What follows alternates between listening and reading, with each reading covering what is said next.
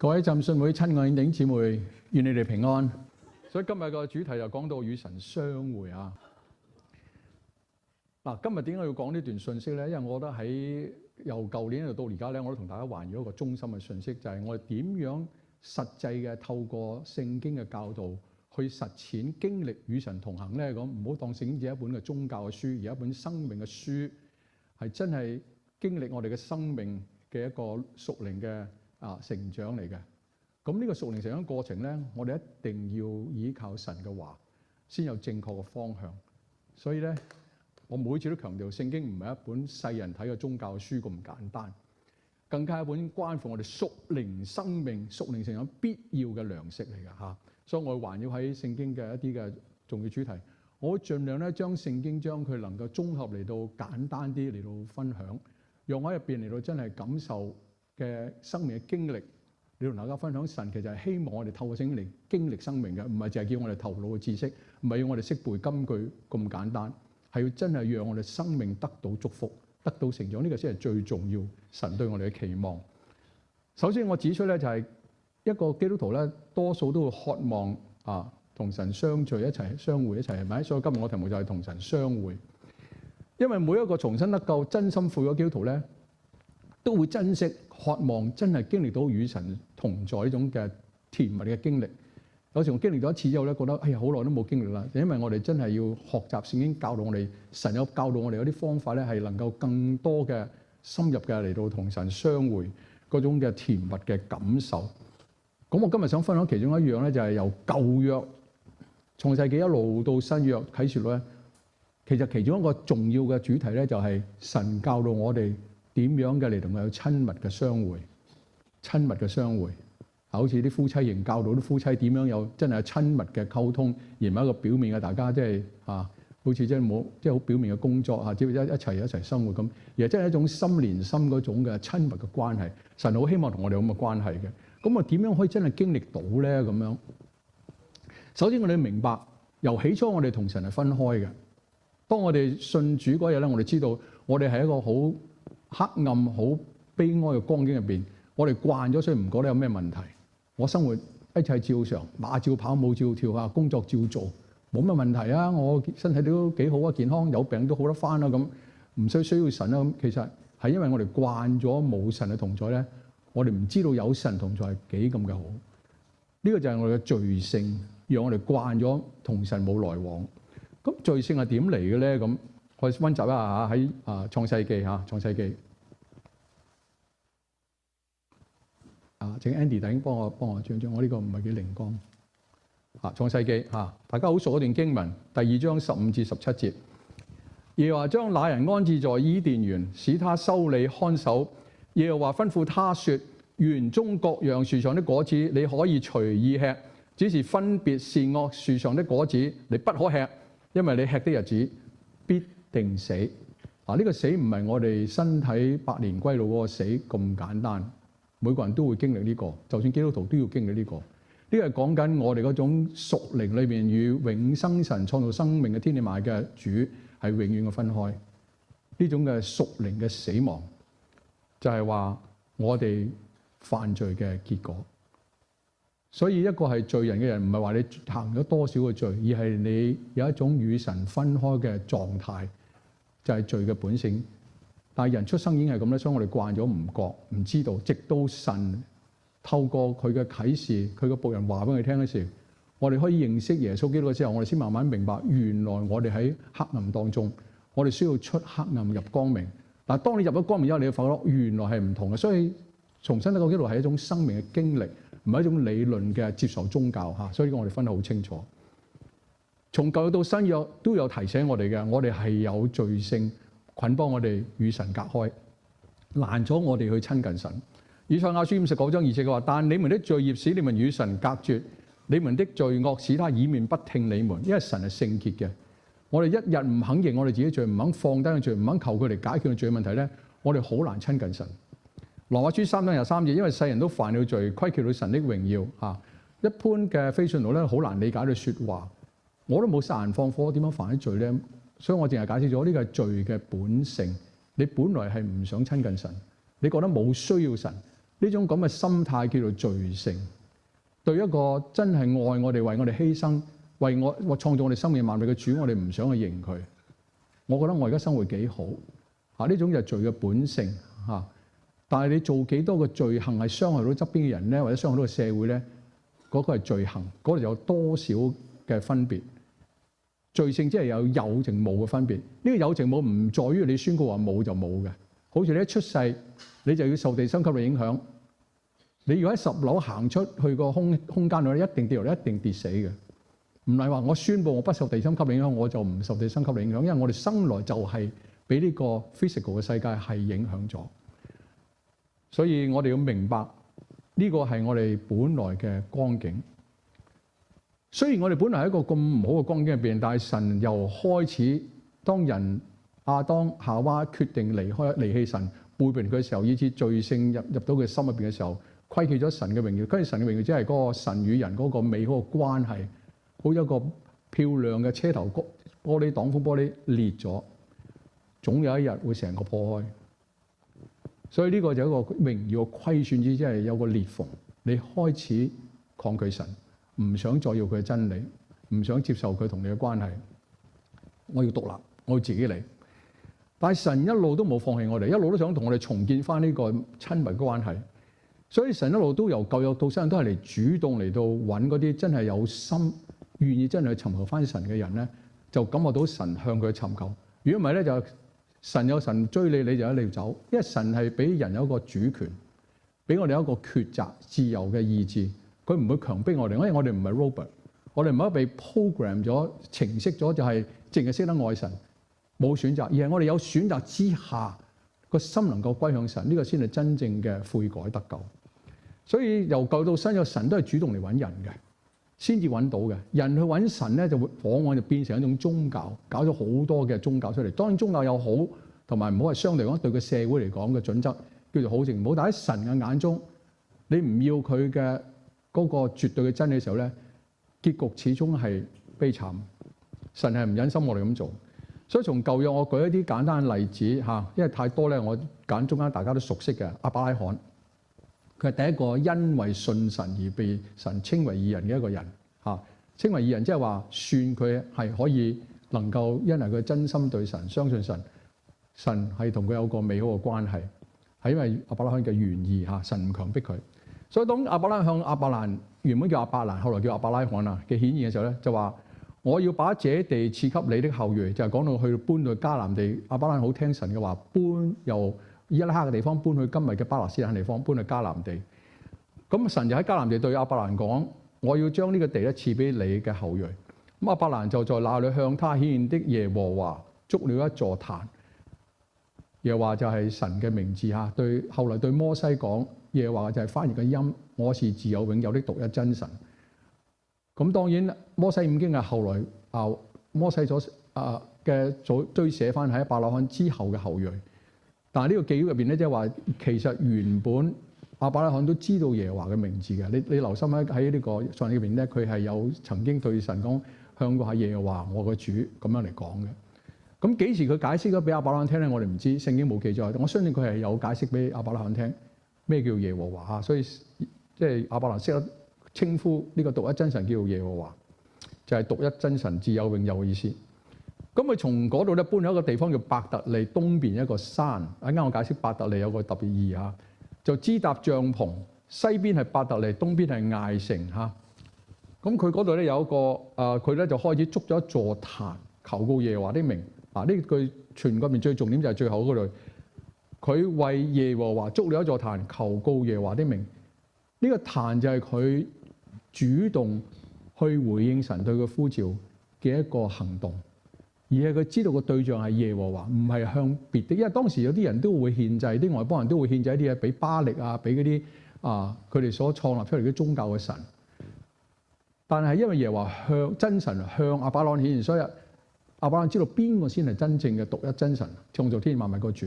所以佢針對就我向翻耶和華嚟到求告。個壇就係嗰種嘅溝通嘅今日嘅祈禱一樣。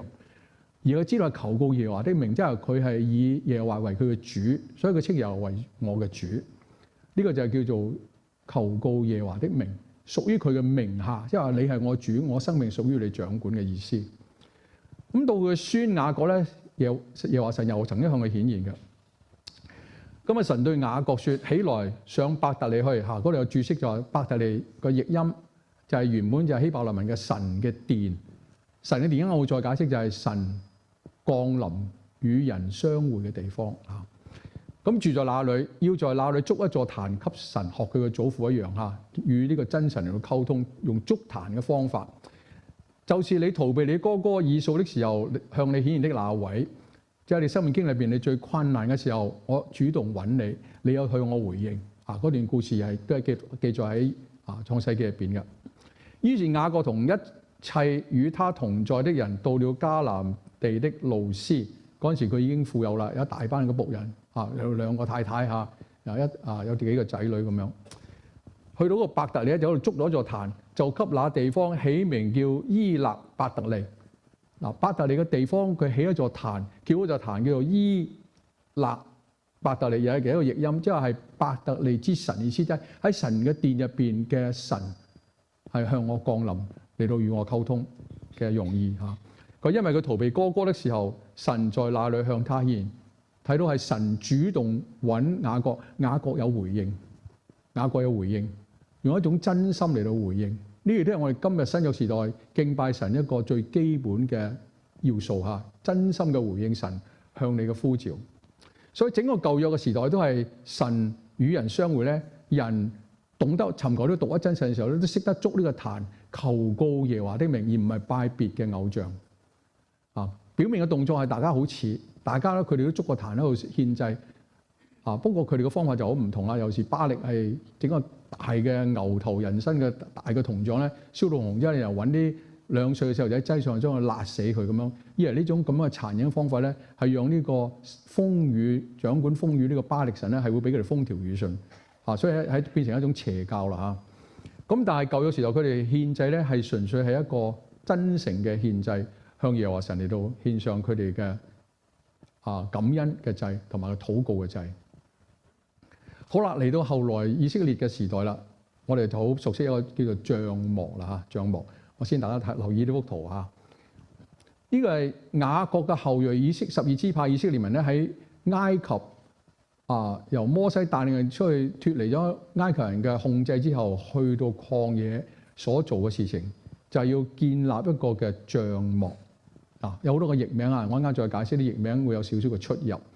一般嘅尤其和合本咧叫做帳幕，tabernacle 帳幕，因為佢係用好多個布所造成，但係有規有矩，尺寸係好精要，係神教導摩西然後去做嘅。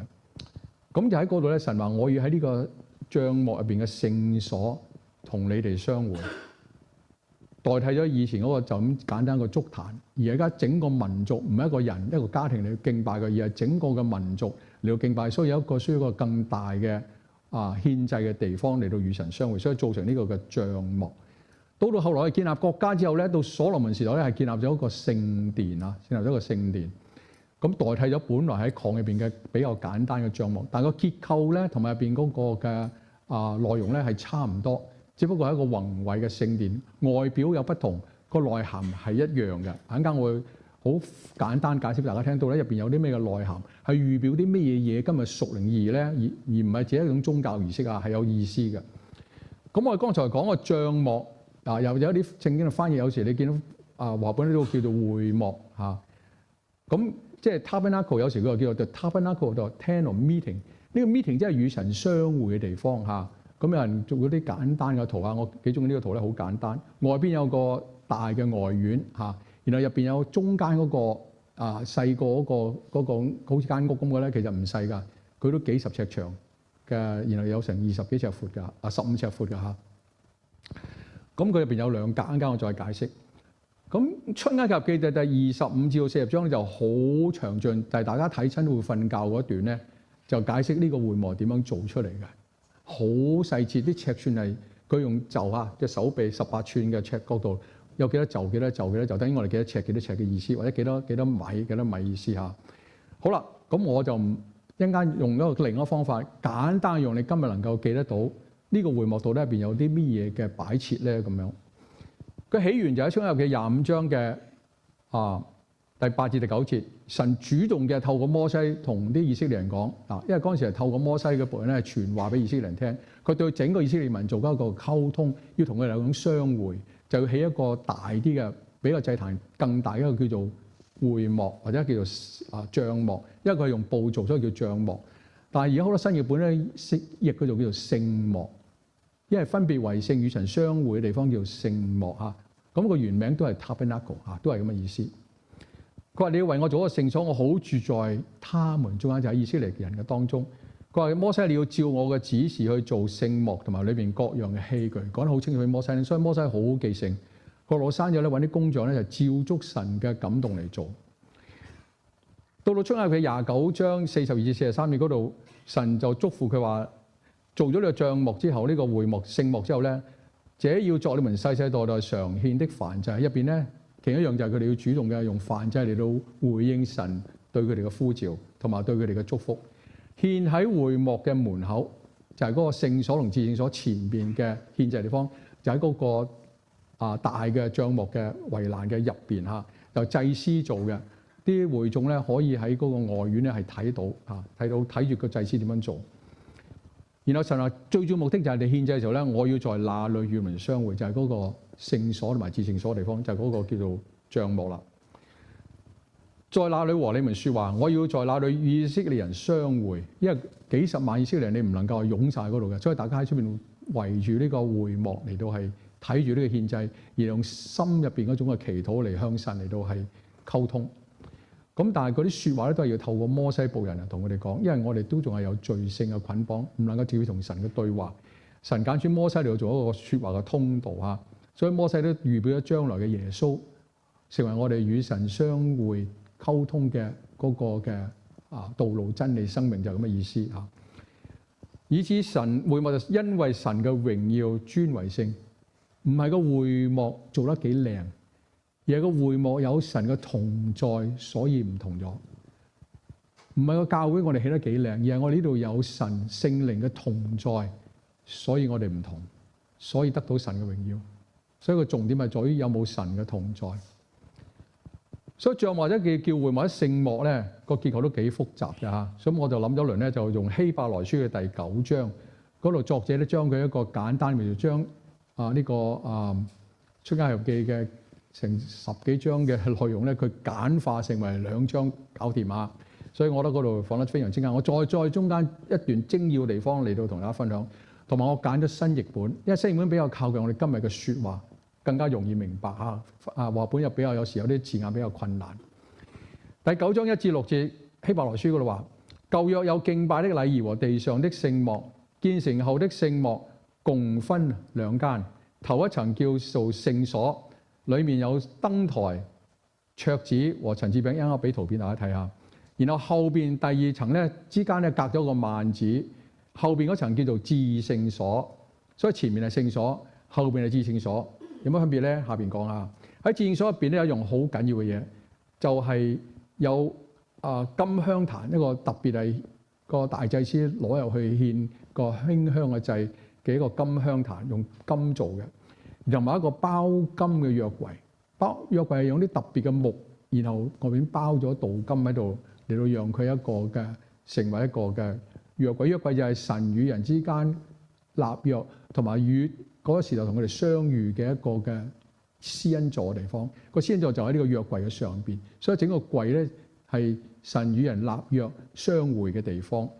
咁上面有咩嘢咧？先講入邊啊，入邊個櫃下低咧，入邊咧收咗3樣嘅嘢，就係有呢個嗎哪，盛咗嗎哪嗰個一個金桶咧，擠住啲佢哋喺曠野係每日同神賜俾佢哋喺曠野有嗎哪做糧食，夠一日食用嗰啲嗎哪係一種植物。然後有亞倫嗰支發過芽嘅杖，因為曾經佢哋背叛摩西，啲以色列人咧要挑戰摩西嗰個嘅權柄，話我憑咩嘢知道你係神？淨係叫你同你講嘢，唔可以同我哋講咩咁？咁有12個長老咧就代表出嚟同呢個摩西挑戰。神就話：你哋12將啲杖拎出嚟，擠個聖所入邊，至聖所入邊。我亞倫，我俾佢係做大祭司嗰啲杖咧，亦都擠入邊。然後邊一枝係可以有生命，仲係發到芽咧？嗰個就係從賜生命嘅神所俾嘅權柄。結果只有亞倫嗰支杖咧係發芽，其他10支杖咧係冇嘅。所以12個支派就順服啦。所以自此之後咧，神就話將亞倫支杖咧擠咗入去呢個約櫃入邊，做一個紀念嚇。同埋有2塊刻住10誡嘅石板，呢個大家好清楚係咩啦？代表神嘅律法。咁櫃上有榮耀嘅基路伯，有2個天使，有翅膀嘅天使嚇嚟遮蓋呢個施恩座。佢話呢幾件，呢個左右幾件，我現在都不能一一細説啦嚇。即係你知道有咁多就已經夠啦。將來佢講到更加細節，你有興趣自己睇下。佢話呢啲嘅物件既然已經齊備咗啦，眾祭司就常進頭一座嘅聖幕。頭一個聖幕咧，大祭司同埋一啲特別嘅祭司都可以入去啊。入面有嗰個金燈台啊，一個燈台嚇，有嗰啲裝油嘅油燈嚇。一陣我俾圖片大家睇，有一個陳設餅，同埋有一個係呢個嘅獻呢個香燒啲香嘅嗰個香爐嚇。咁簡單嚟講，做住嗰3樣咧，就10誡石板代表神嘅公義，透過律法話俾你聽佢係點樣公義。成個嗎哪嘅金管代表神俾佢哋嘅恩典，係無條件俾佢哋每日有得食。同埋最後係亞倫發過芽嘅杖咧，代表神俾佢哋嗰種神係至高審判嘅權柄。佢斷定咗亞倫係佢同摩西係佢指定嘅代表，佢嚟到教導以色列人嘅屬靈領袖。我哋再睇埋希伯來書先啊，第9章7至10節，佢話至於第2層嘅聖幕，即係個至聖所啦，唯有大祭司1年1次獨自進去，沒有不帶着自己為自己和百姓個過錯獻上血，有特別嘅一隻牛嘅犢切咗出嚟嗰種嘅血咧，佢係帶住其中一部分嘅血咧，係入到嚟獻俾神嚇。聖靈用此指明，頭一層聖幕仍存在的時候，進入至聖所的路還未顯明。一陣間我哋解釋點解第2層嘅至聖所只有大祭司可以1年代表人入去一次。到我哋新約時代咧，就已經係解決咗呢個問題，唔係1年1次入去啦。咁頭一層嘅聖幕做現今嘅一個表樣，所獻的禮物和祭物就憑良心説，都不能叫禮拜的人得完全。佢哋每年或者每個月去獻呢啲祭咧，就算帶到入呢個聖所入邊咧，都只係一種嘅預表，都係一種嘅禮儀上嘅解釋人嗰種願意悔改嘅心。其實真正嚟講都唔係永遠解決問題嘅。佢話呢啲事連那飲食和諸般洗滌的規矩，摩西所俾佢哋生活嘅規矩，都不過是屬肉體的條例，係暫時性嘅，俾以色列人嚟到過一種嘅敬虔嘅生活，命定到振興的時候為止。咁我話本講振興呢個字就唔係好明嘅。咁喺新譯本就講到命定到神所定的日子為主。下邊有解釋啦。第11至28節希伯來書佢話：但現在基督已經來到，呢個振興日子就係基督嚟到嘅時候，就將呢個問題一次過解決。點樣解決咧？佢做咗將來美事嘅大祭司，代替咗亞倫，經過那更大更全備的聖幕，就係佢嘅身體，不是人手所造，也不是屬乎這個世界，並且不用山羊和牛犢的血，乃是用耶穌基督自己嘅血。佢嘅身體代替咗呢個嘅古時嘅呢個聖幕，連至聖所佢都代替埋。只一次進入聖所就成了永遠贖罪嘅事。馬太福音入面講到，當耶穌死嘅時候，聖殿入邊嗰個至聖所前面嗰個幔子係裂開，代表身體耶穌嘅身體為我哋嘅罪打開一條又新又活嘅路，我哋可以直接新約時候我可以直接嚟到神面前，唔需要再靠大祭司亦都唔需要靠牧師。牧師係為你祈禱，讓你有個真誠咧，能夠達到可以直接你同神祈禱嘅過程。佢就成咗永遠嘅贖罪祭嘅事啦。因為基督定不是進了人手所造的聖所，這不過是真聖所的影像，乃是進了天堂，如今為我們顯在神面前。耶穌基督就代佢嘅復活，就代表人喺地上唔再需要呢個物質嘅預表，而係耶穌基督實實在在嘅有一個屬靈嘅轉化，讓人透過耶穌基督亦都可以走到呢個屬靈嘅轉化入邊咧，直接翻到神嘅面前，唔再需要喺地上用呢啲聖帳幕嘅獻祭，而係直接嘅嚟到去敬拜神。點樣敬拜咧？下邊耶穌有解釋，就係到耶穌嚟嘅時候。首先我哋知道點解我哋需要呢樣嘢，希伯來書9章28節佢話：按着定命，人人都有一死，死後且有審判。呢個係肉身嘅死，然後有個審判。審判如果你過唔到關咧，就有永遠屬靈嘅死，與創造天地萬物永生神係永遠分開，落到地獄嘅火湖入邊。確像這樣，基督既然一次被獻，擔當了多人的罪，將來要向那等候他的人第二次嘅顯現，定與罪無關，乃是為拯救他們。我哋第二次，即係第二次再見到耶穌嘅時候咧，就係我哋死咗之後，百年歸老之後，喺審判座前，我哋全部人都要復活，無論信徒非信徒都要復活。但係信徒名字喺生命冊上，神因為耶穌基督嘅代贖，我哋全部都得赦，唔係同我哋罪嘅問題啦，因為我哋罪已經被赦免咗啦。我哋可以永遠嘅與神同在，永遠與神同在係一個拯救嘅終極。所以我重新得救咧係一個過程嚟嘅。我哋重新得救嗰日就係我哋馬上得到神應許，我哋名分上成為神嘅兒女，但我哋仲要喺地上生活。地上生活就係我哋一個磨練嘅過程，讓我哋習慣進入天國嗰種成聖嘅生活。我哋需要慢慢除去我哋嘅老我，慢慢去學習神俾我哋嘅教導，一步一步嘅，好似屬靈嘅嬰孩成長到一個屬靈嘅成年人一樣。到我哋離開世界嘅時候咧，唔再俾我哋嗰個會引誘我哋犯罪肉身嘅捆綁咗咧。耶穌都俾我哋一個新嘅榮耀身體，似耶穌嘅榮耀身體，就係似耶穌復活嘅身體。似就嚇，唔可以同等，我哋唔可以同耶穌同等，但係神俾我哋恩典，我哋可以進到天國入邊，係一個恩典。嗰度就係終極嘅得救，終極嘅成聖。所以命運上嘅成聖，生命上嘅成長嗰種嘅成聖，然後到最後永恆嘅成聖。整個成聖得救嘅過程係一個一生之久，一生之久嚇。下邊我用幾分鐘簡單解釋剛才講咗嗰個會幕咧，你可能都聽到一頭霧水嚇，所以咧有公仔係最實際嚇。呢個叫我揾到嘅最清晰嘅公仔係有埋橫切圖嚇。個重點喺中間嗰個嘅聖所同至聖所，大家睇到個橫切圖入邊咧，喺個門口出邊咧，喺個帳幕以內咧，嗰個大嘅外邊咧，大約係150尺乘75尺咁上下嘅一個長方形。嗰度有獻祭嘅壇，就喺嗰度宰殺嗰啲獻祭嘅牛或者羊。個祭司咧喺嗰度有一個銅盤咧，係佢洗手洗乾淨嘅手，然後聖潔嘅手先可以做呢個嘅獻祭嘅。之後咧，佢要入到呢個第一層嗰個聖所入邊，有金燈台，佢點着啲燈點着啲燈。然後咧有個嘅陳設餅，佢要換嗰啲餅嘅12塊，代表以色列嘅12支派，都係神嘅恩典，所以佢哋生存。然後有一個金香爐，就係代表我哋今日嘅祈禱。我哋馨香嘅祭，燒個香達到神裏邊，越人睇到個煙，嗰個色香咧，其實就代表我哋心靈入邊嗰種嘅祈禱達到神面前。因為我哋神我哋望唔到，所以透過呢個祭司嘅動作呢3樣嘢與聖靈嗰個燈咧，有代表聖靈嘅光生命嘅光，有神嘅供應俾我哋陳設餅，代表我哋一切嘅生命所日用嘅飲食，神都賜俾我哋。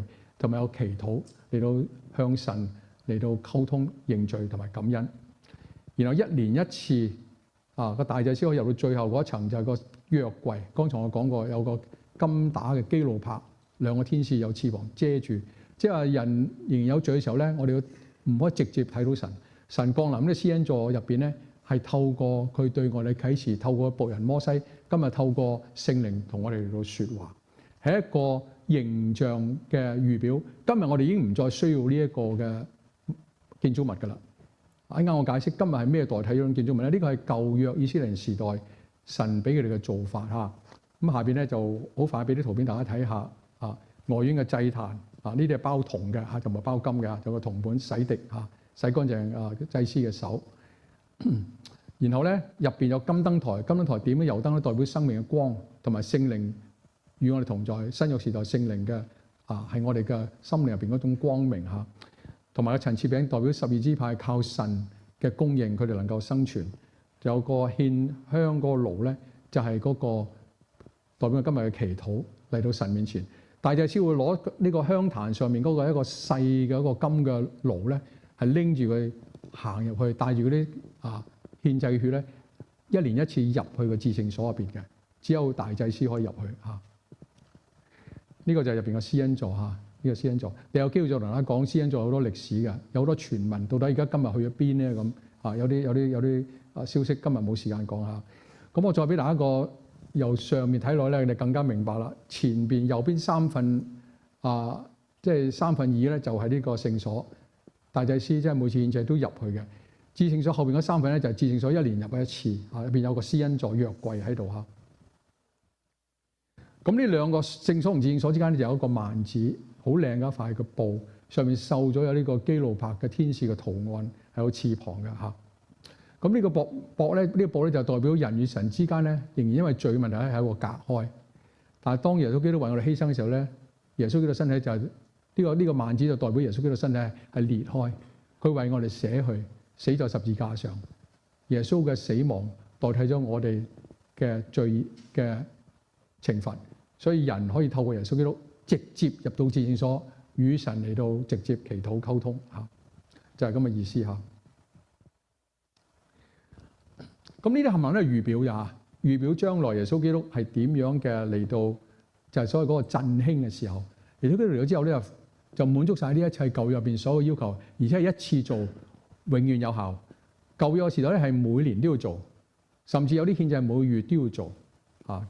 所以耶穌基督就係透過呢啲舊約時代嘅呢啲嘅禮儀、呢啲嘅物件、獻祭物件咧，預表佢係嗰個讓人同神有個重建美好關係一個嘅象徵嚇，一個預表。希伯來書10章19節20節佢講得好清楚。個弟兄們，我們因耶穌基督血得以坦然進入至聖所，是藉著他給我們開了一條又新又活的路。個幔子裂開咗啦，耶穌基督身體裂開為我哋。咁我哋從基督中間過咧，就好似從個幔子經過一樣。呢個幔子就係基督嘅身體。咁佢亦都係代表一個大祭司治理神嘅家，佢就係個永恆嘅大祭司，代替咗地上嘅祭司嘅身份嘅工作。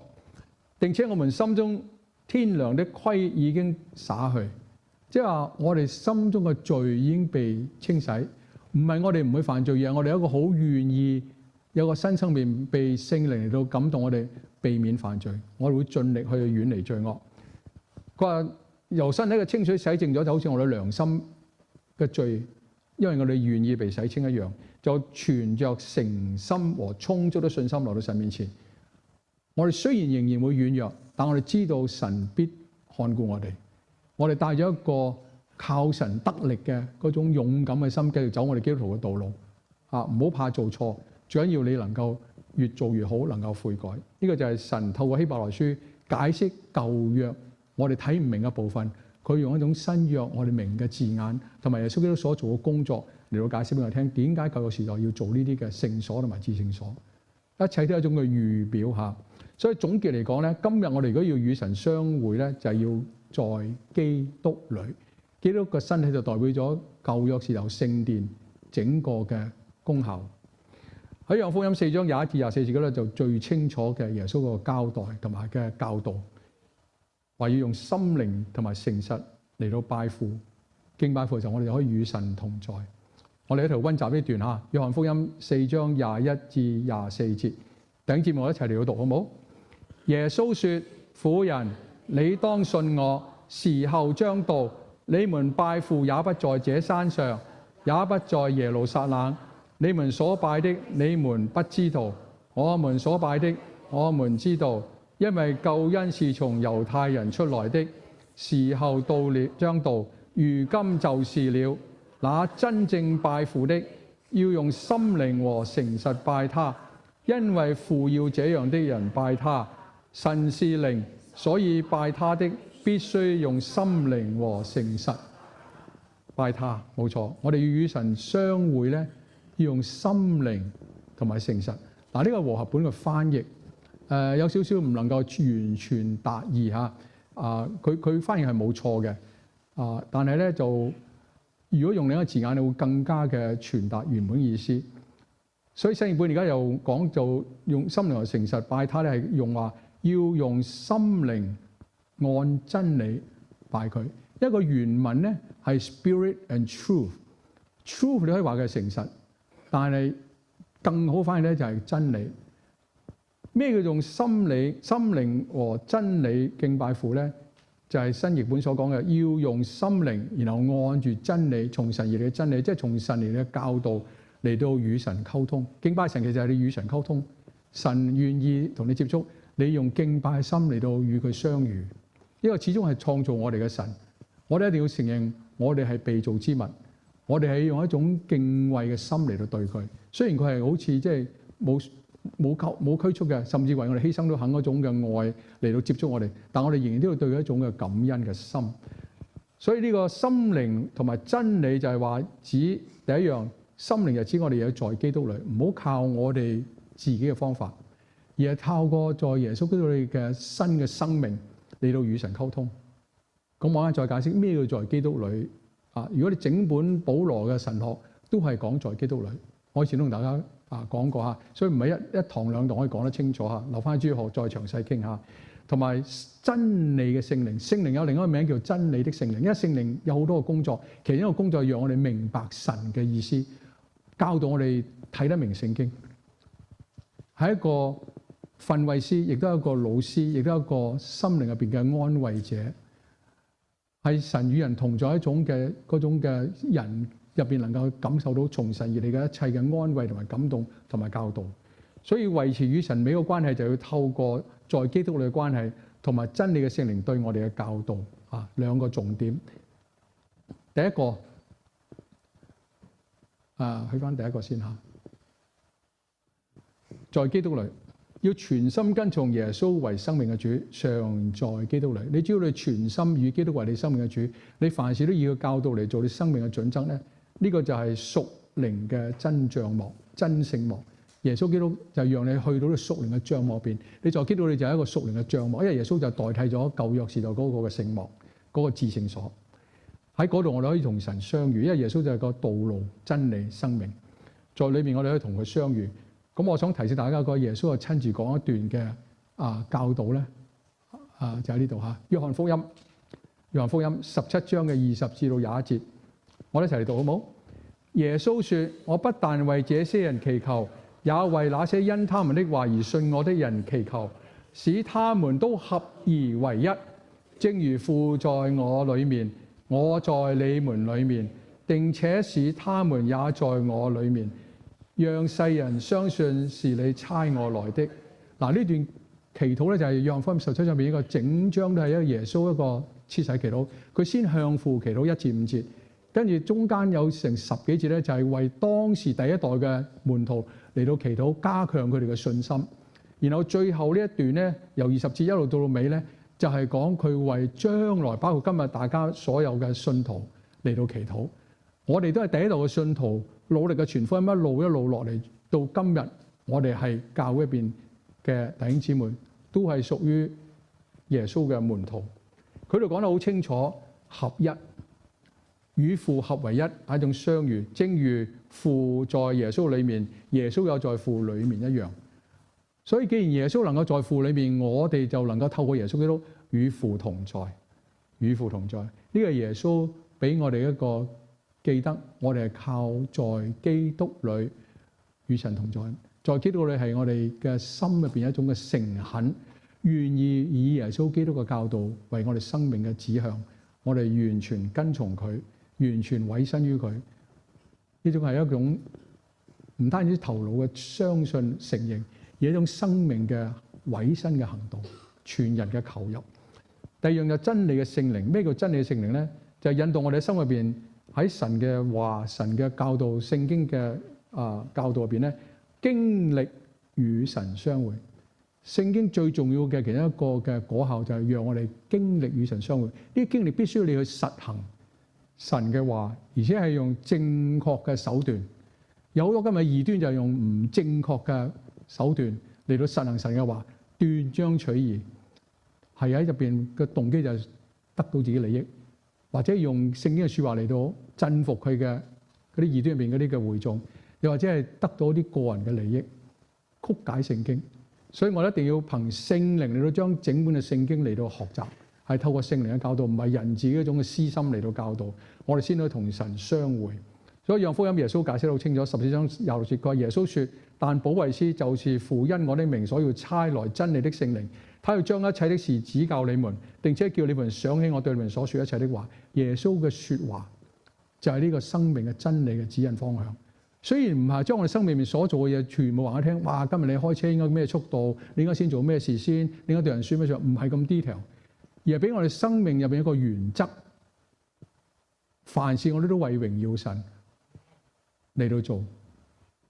耶穌嘅説話透過聖靈，就俾我哋一個生命嘅原則，知道點樣嘅心態嚟到做事情。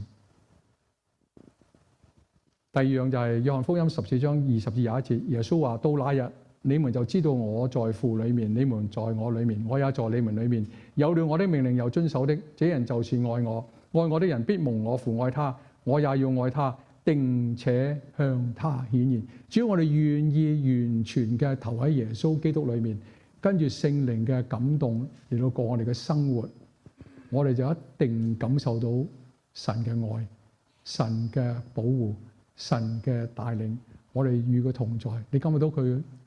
雖然佢唔係面對面喺你前邊，但係你會感覺到佢一路喺度感動你，教導你每做一樣嘅事情，係一種真實嘅生命經歷嚇。我同大家都分享過喺我生活嘅咁多年嚟嘅危機入邊咧，都係曾經係真係感受到好深入嗰種神用佢嘅聖經我記得嘅説話嚟到感動我，讓我做一個正確嘅決定嚇。我就好多個例子，我只係舉保羅一個最感動我嘅佢個人嘅生命嘅分享。使徒保羅經歷喺基督裏嘅點咧？透過以弗所書第2章同後邊有講到嘅。佢話：你們從前遠離神的人，如今卻在基督耶穌裏，靠着他的血已經得親近了。我們藉着這愛子的血得蒙救贖，過犯得以赦免，乃是照他豐富的恩典。